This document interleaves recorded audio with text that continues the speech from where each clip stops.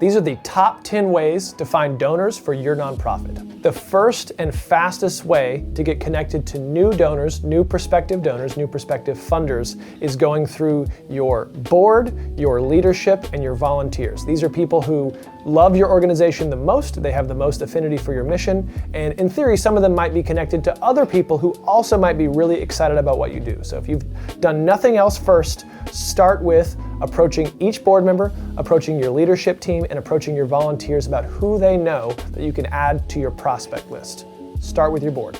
Number 2 is your fundraising committee. If you don't have a fundraising committee, it is a wonderful way to pipeline for new donors. These are volunteers specifically dedicated to fundraising and connecting to new people in the community. There's maybe some overlap with your board here. Maybe some board members serve on a fundraising committee, or maybe your fundraising committee eventually find their way into service on your board, or vice versa, retirees, retired execs. But to having a group of people whose only job it is to help feed you prospects and have a nice cross-section of different sectors, different socioeconomic statuses, different geographies throughout the community, where you can get access, hopefully by 1 degree of separation, to just about anybody, starting with building a chair and recruiting a committee or multiple committees of people to help find you prospects is absolutely key. So fundraising committee, huge help. Another great place is other charities. We spend a lot of time trying to find wealthy people who may or may not give, but if someone is not used to giving or doesn't have the affinity to support nonprofits, they're probably not going to suddenly start being philanthropic. People who give naturally and give all the time to lots of organizations tend to be pretty good prospects, because we're not convincing them that giving or philanthropy is important. We're just having to convince them that what we're doing is great and meaningful and our mission is worthwhile. A much easier argument to make. Easy trick that I love for this: if there's an individual or a couple you're trying to see where they give or how much they give in the community, Google their full name and in quotes the words annual report and then just the name of your town or your city. And it will likely pull up PDFs of other nonprofits' annual reports, which is where they publish lists of donors. You can also just go to some of the top nonprofits in town and look at their donor list. You can go into the physical spaces and take pictures of the donor wall. They usually post them online, but there are lists and lists of people who give and give big, and starting there to see, hey, do I know anyone on this list? Take that list again, back to your board, back to your leadership. Hey, do y'all know anyone on this list? Are you connected with 1 degree of separation to anyone here? These people seem to be pretty philanthropic. How can we get in front of them to pitch our case for our mission? Number 4 is feasibility study interviews. Having a third party who's not connected directly to your organization interview your donors, your past donors, your prospective donors, your board, and asking them confidentially one-on-one who they might know who also could give at certain levels, and generate a large major gift prospect list within 1 degree of separation of your network. This is a little bit different than you asking, because these interviews are confidential. So you're gonna get a report that doesn't say who said what, just here are some people we can get connected to. And then you can do a little research on how you can get in front of those folks. We have a whole video on feasibility studies. I'll link that. So don't want to go too much in depth here, but feasibility study interviews, really, really powerful tool to generate a big list of prospects fast. Number 5 is a public campaign. Nothing builds excitement for a mission like a big public project with a fixed deadline, an outcome, a financial goal where we can get a bunch of people all involved. And why this is so effective and so powerful is it points everybody's dollars in the same direction. You might have a whole bunch of different initiatives and programs that your nonprofit does, but if you can pick one specific thing, or even if it's 3 things, pick 3 pillars. It's pretty popular to do nowadays, a multi-pillar or a comprehensive campaign, and have everybody focus in that one place.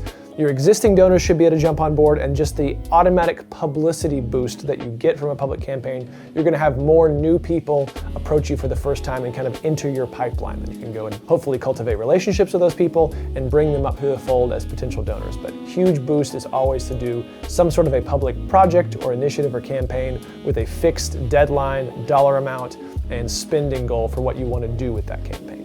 Hey, thanks for checking out our video. If you're getting value out of this but would like something more personalized, you can book 30 minutes with one of our experts to see if you qualify for our support services. Link below in the description. The next is giving clubs. These can take all kinds of forms. They could be cumulative, so when someone reaches a lifetime giving milestone of $5,000 or $10,000, they're now eligible for your Emerald Society, and they get special recognition at your events and a listing on your website and a listing on your donor wall. And the prestige of that will hopefully bring their friends into learning about your mission as well. You can also have monthly giving clubs where people give online some amount every single month, and as a result of that, they get certain perks, or they get information, they get to fellowship with each other. There's lots of little perks you can offer to say, hey, let's make giving feel more like joining than parting with money. It's less transactional, more about community and fellowship, and can we all pool our money together so that we can focus on one thing or fund something specific. But this kind of focuses on the peer-to-peer piece, where you have a group of people who are your existing donors, and they're giving, and that's great, but who do they have access to within their networks? Instead of having to go and ask them, hey, I need all of our donors to give us one referral so we can talk to one other person, just publicize your donors' names everywhere. Share it on social media, make it really, really obvious. We always talk about recognition being for the donor. Recognition is mostly designed for the charity. It's to kind of wave a flag and say, hey, look at all the awesome stuff that we're doing. Look at all the people who support us, who are backing us. Anyone on this list who you might want to get involved with them. So having those giving clubs that are visible and really out there in the community kind of helps bring more people in automatically that you don't have to then go out and solicit for a first gift. When they do make that first gift, you can hopefully build the relationship and kind of build them up after that. But start with kind of forming those giving clubs, giving them names, amounts, and then recognition to go with them. This one's a little bit broad in general, so let me explain. Grateful people and/or alumni. So this depends on what kind of nonprofit you are, obviously. If you are a college or a school or some sort of institution where you're going to have alumni, obviously your alumni are your top prospects. You have their contact information, maybe they're grateful for their experience, they have a sense of camaraderie, they have a sense of in-group behavior with the organization itself, and you want to focus on that group, so you want to go for those. If you're a healthcare or a human services nonprofit like a hospital, there might be grateful patients or grateful families for the care that they received. But these are people who are on the services side of your organization who are not necessarily yet on the philanthropy side that you can help convert. So as long as you can navigate HIPAA and navigate some of the privacy laws and listen for those audio cues of where someone might want to express gratitude through giving, just giving them an opportunity to do so by, again, maybe make a giving club, maybe making a very public thing of like, hey, here's our grateful patient program.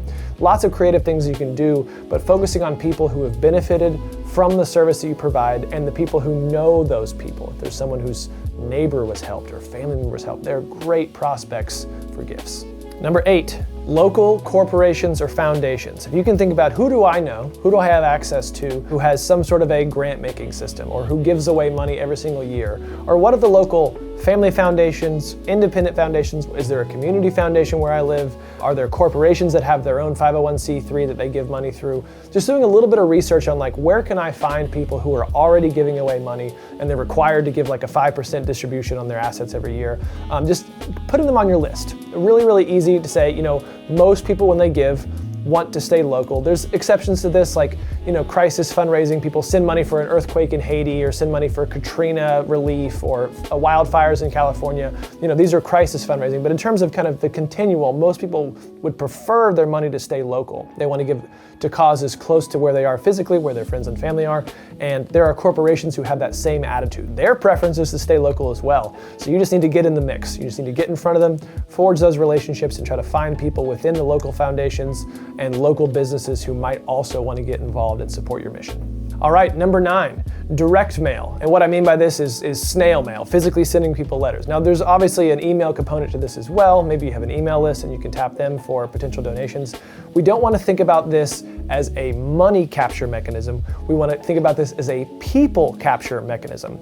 Obviously for a new donor, it costs $1 to $1.50 to just make the first dollar back. So sometimes you can make negative money with people you don't know through direct mail. If they're existing donors, it costs more like 20 cents on the dollar roughly, according to the latest data. So sort of so-so return on investment depending on who you're asking. It's also not really asking, like you're just sending out letters and hope people send money in. That's not asking for money. Asking for money is you sit down across from someone at a minimum over the phone or maybe over Zoom, but ideally in person and ask someone specific for something specific. That's fundraising. That's how it should be done. It's where you're going to get the most money. But direct mail, we can find people who maybe have given a little bit, and it's just to find new prospects. So we send out a direct mail, maybe to a mailing list, maybe to our previous donors, to our donors who've given in the past but haven't given this year, to try to recapture them. And if someone does give $100 or $500, maybe instead of just saying, oh, we did it, we got $500 and we move on, we use that as a way to put them into our larger prospect lists. If we have wealth screening tools, we can use that. If not, we can see, who on our board might know them and build our prospect list from people who are giving these small amounts, because we can go one-to-many for the capture and then transition to one-to-one for the actual fundraising piece.